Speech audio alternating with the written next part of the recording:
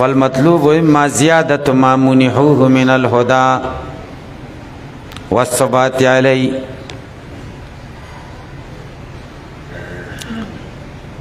دا یو اعتراض دی او دا غي جواب. اعتراض دا دی چې ایاک نعبدو سو کوئی چې خاص تا عبادت کو او ایاک نستعین خاص تا نه مدد غواړو نو دې مهتدی دی کنه دې په سم لار دی کنه نه دا بیا څنګه وای چې اهدنا الصراط المستقیم دا خو تحصیل د حاصل کوي هدایت ور سره شتا ځکه تخصیص د عبادت او تخصیص د استعانت د الله پورې کوي او بیا وای چې اهدنا الکه تاسو په سوال پوه شئ سرم خلاص په اعتراض نه دې جواب کوي. خلاصه د جواب دادا چې اهدنا الصراط المستقیم دا معنا نه ده چې موږ له هدایت راکې د لارې بلکې مطلب دا چې موږ ته د هدایت زیات کې یو جواب. دویم جواب دا دی چې ذکر د پیل دی خو مراد ترېنا دوام علی الپیل دی. یو سړی ولاړی او ته ورته وایې لکه ته ودرېږه زه دې کور له لږ ځمه ودرېږه خو دا معنا نه ده چې ته ناست دی ورته وایي چې ودرېږه ودرېږه څه معنا ده ته ولاړ اوسه په ولاړه باندې قایم دایم اوسه چې زه کور له ځم. نو دلته م اهدنا کې ذکر د پیل دی خو مراد ترېنه دوام دی. اهدنا الصراط المستقیم کلک کې مونږ اے خدایا په لاره نیغه کلک کې مونږه همیشه کې مونږه. او یا دا دی چې یوه مرتبه کی هغه بله مرتبه غواړي. اهدنا الصراط المستقیم په دې اوله درجه کې یم دویمه درجه د هدایت راکړي دویمې والا وایي درېیمه راکړي هلکه پې پوه شئ. ګورئ فالمطلوب مطلوب اما زیادت ما یا زیادت هغه څه دی منحوه چې دوی ته ورکړل شوی دی من الهدى د هدایت یو والثبات علی او یا مراد ثبات دی په دې هدایت باندې او حصول المراتب المرتبه علی یا حصول د هغې مرتبو دی چې کومې مرتبې دي په دې چې کومه مرتبه کې بله غواړي. فاذا قاله العارف الواصل چې کله عارف ووایي الواصلو چې خدای ته رسېدلی دی انا به قصد په دې سره دا کړی ارشدنا طریق السیر پیکا مونږ ته وښایي لاره د سیر پیکا سیر فی الله راته وښایي. تاسو پې پوه شئ که یو سیر الله دی او یو سیر فی الله دی. سیر الله کی وای خدای سیر په الله ته مورسي سیر الی الله دا چې په مخلوق قدم خودل هلکه په کائناتو قدم خودل کائنات متناهی دي نو سیر الی الله متناهی او سیر په الله دا ډېره غټه درجه ده. صفاتو کې تفکر د خدای په صفاتو کې صفات د خدای غیر متناهی دي نو سیر په الله غیر متناهی دي. یلکه تاسو چې ویلي دي که نه چې په یو قدم تر عرشه پورې درومي ما لیدلی دی رفتار د درویشانو دا دی یو قدم په کائناتو کې ده بل قدم باندې خدای ته ورسېدي دا سیر الله ښیي. نو سیر په الله ته سړی ورسي نو چې دوی وایي چې عارف واصل یې ووایي چې اهدنا نو معنا دا ده چې سیر په الله درجې ته مې ورسېد څه ته دا صوفیان وای درې درجې دي کنه یو فنا فی الشیخی یو فنا فی الرسول او یو فنا فی الله. فنا فی الشیخ دا معنی چې د شیخ محبت کې داسې ور مستغرق شي چې بس پیر صاحب یادوي. تاسو پې پوه دا طالبان خو ډېر دغه نه وي که نه ګپ شپ د استادانو سره لګوي او ښه کوي همداسې دا پیرانو زندګي ډېره تنګه ده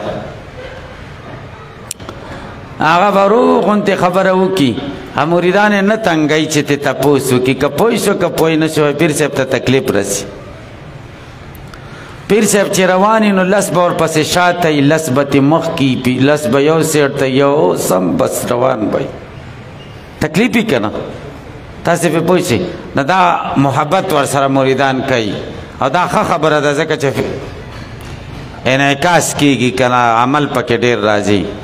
نو دا فنا په شیخي دا اوله پوړی ده.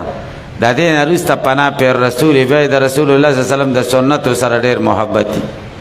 د دې نه چې ور اخوا شي نو بیا فنا په الله شي، الله تعالی په عشق او محبت کې ور مستغرق شي. تاسو په پوه شئ که په پوه نه شئ، دا غټې خبرې دي موږ پې نه پوهېږو، خو دلته راله نو ځکه یې درته وایم. لتمحو عنا چې لرې کې زموږ نه ظلمات احوالنا، تیارې د حالات زموږه، وتمیت غواشي ابداننا او زائل شي زموږ نه پردې د بدنونو زموږه. لنستضیء بنور قدسک دې دپاره چې مونږه رڼا طلب کو په رڼا د پاکۍ ستا. فنراک بنورک تا مونږه په خپله رڼا ستا وګورو. هلکه پې پوه شئ که پې پوه نه شئ. والامر والدعاء یتشا اهدنا دا د امر او دعا ده، دعا ده. ګورئ صیغه خو ظاهره کې د امر ده که نه، اهدې. والامر والدعاء یتشارکان لفظا و معنا. امر او دعا دا شریک دی په لفظ کې، صیغه هم د دواړو یوه ده او معنا هم یوه ده چې طلب د پیل د مخاطب نه. ویتفاوتان بالاستیلاء والتسپل، فرق پکې دی په استیلاء او تسپل کې. چې امر چې امر کوي نو دی اوچتي د مامور نه، او دای چې وای اهدنا نو دې کې تسپلی دای ده چانه چې دعا غواړي د هغې نه ښکتی. هلکه پې پوه شئ که پې پوه یا لکه دا ادعا کوي د استعلا او یا ادعا انت متسپلی. وقیل چا ویلي دی بالرتبة په رتبې سره. په حقیقت کې رتبه د امیر اوچتی د رتبې د مامور نه، او رتبه د داعی ښکتی د چانه د چانه چې دعا غواړي. هلکه تاسو په دې خبره پوه شئ. والصراط د سرطت طعامونه دی، صراط په سین سره د سرطت طعامونه دی. اذا ابتلوا چې کله خوراک تیر کی، فکأنه یسرط السابله لارې ته لاره ځکه وایي ګویا کې دا تیرۍ قافله پې تیره شي داسې ده لکه نوړی چې تیره کړه. تاسو چې ډوډۍ خولې له واچوئ معدې له چې ځي نو دا لاره د لاره کې روانه شو، دقسې لارې له چې قافله برابر شو هغه ځای له تیره شو نو ګویا کې لارې قافله تیره کړه. ولذلک سمى الطریق اللقم، دې د وجې نه لقمه ورته وایي نوړی. لأنه یلتقمهم، ځکه دا لاره دوی چې کوم دی اچوي تیری. هلکه صراط په سین سره. والصراط من قلب سین صادن، چې سین په صاد بدل شي. لیطابق الطوا په الاطباق، چې د طوا سره مطابق شي په اطباق کې. طوا چې کومه ده په صراط کې دا هم د حروف مطبقونه ده او صاد هم د حروف مطبقونه ده. نو سین په صاد بدل شي چې دا صاد موافق شي د حروف مطبقه سره. هلکه پې پوه شي. وقد یشم الصاد صوت الزای، کله اشمام کیږي وربوی شي صاد ته آواز د زا. اهدنا الصراط المستقیم یکون اقرب الى المبدل عنه، چې مبدل عنه سره نږدې شي. مبدل عنه څوک دی؟ سین او زا چې کوم دی یو شی دي که نه، ځکه سین او زا دواړه د حروف منخفضونه دي، او صاد چې کوم دی د مستعلیه او مطبقونه دی. هلکه پې پوه شئ.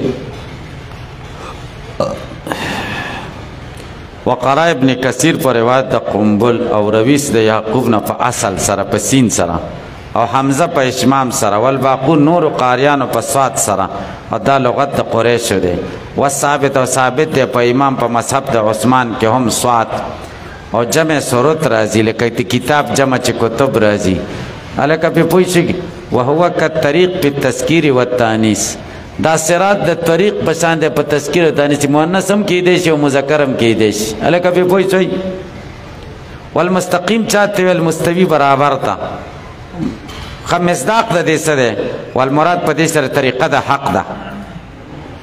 طریقه د حق د هر چا چې د تیرو پیغمبرانو زمونږ د پیغمبر ټولې لارې ته مراد دي. وقیل چاویل هو ملت الاسلام خالص اسلامی ملت مراد ده اهدنا الصراط المستقیم الکه تاسو به پوښ دا دویم قول چې ملت اسلام ته مراد ده قیل سره ذکر کوي اشاره ضعف ته وکړه وجه د ضعف دا ده چې عامه معنا طریق الحق ته مراد شي